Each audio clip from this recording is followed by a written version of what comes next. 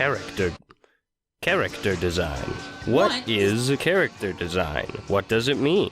Is it a myth? Did I hallucinate it when I took those funny Tic Tacs from Mom's purse last night? No. No, of course not. Character design means designing characters. Okay, but in this context, character design is the process of crafting a character with a sometimes coherent layout for film, animation, commercials, etc. Trey told me I had to make a video about how I design characters. Not that you know who that is, though. He said my channel's not informative enough, so here we go to prove him wrong. Does that make this a spite video? I don't really want to make a spite video. Designing a character is never just one process. It changes for various reasons. Maybe the director of the project has a specific design sensibility in mind, or the character is restricted to a certain color scheme in order to match a logo or aesthetic. These are all secondary, though, to the most important question I ask myself when designing a character. What world do they belong to?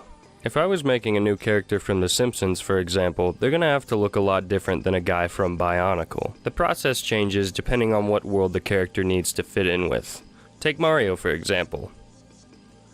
Go on, take him. I don't need to explain Mario to you. You already know him. You know what he does, who he is, and how his world works around him.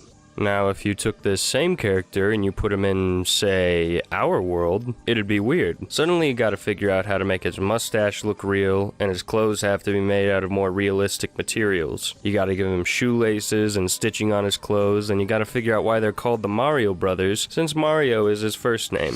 Mario. Last name. Mario. And in the end, you end up with something like this. Oh, also, he can't talk like Mario anymore, because that's not realistic. Mushroom Kingdom, What kind of a world does this character inhabit?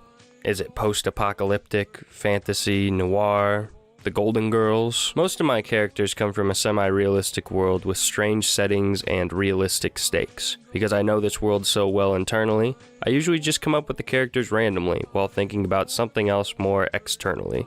Like in the second layer of my brain. Take, for example, I remembered how I used to be creeped out by plague doctors. Their long cloaks, dreary hoods, and infamous masks all made for a perfect gothic image of a real-world horror. Then I remembered I liked Power Rangers also. Mix that in with some other characters and settings I'd been brewing in my brain, and you end up with this, while randomly sketching out these things together. Change that shape, adjust those colors, and sometimes within an hour you've got a brand new character to put in your sketchbooks and unfinished scripts that no one will ever see.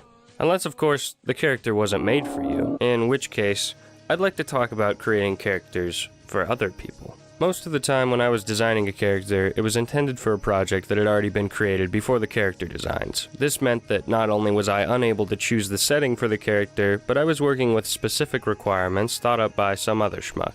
D&D characters have been my biggest one, and for most of the details here, I was told where to put things. That doesn't mean that's the end of it though, because this is where your talent comes into play. The client may know they want a red suit of armor, but you get to choose the form. Your sensibilities are what fill in the unspecified gaps.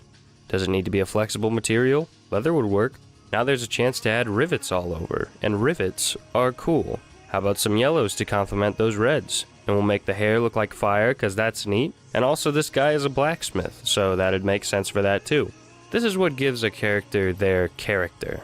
The way you draw their expressions, the shape of their body, the color palette, the outfit, the details, it all comes together to create something that's hard to describe. What is your favorite character of all time? You got one? Cool. Now think about the first time you ever met that character. Not formally or anything, but like on a poster or in an ad or something. Or maybe formally, I don't know who you associate with in your free time. Before you knew them so passionately though, you knew just one thing.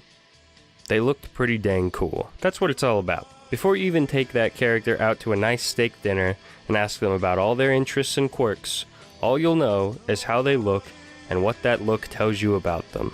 Character design to me is just grinding through design after design after design until eventually you get something which you feel all giddy about just from a glance. A character which tells a story at first sight. That's why I enjoy it, at least. Anyways, take that, Trey. Oh, and take care, I guess.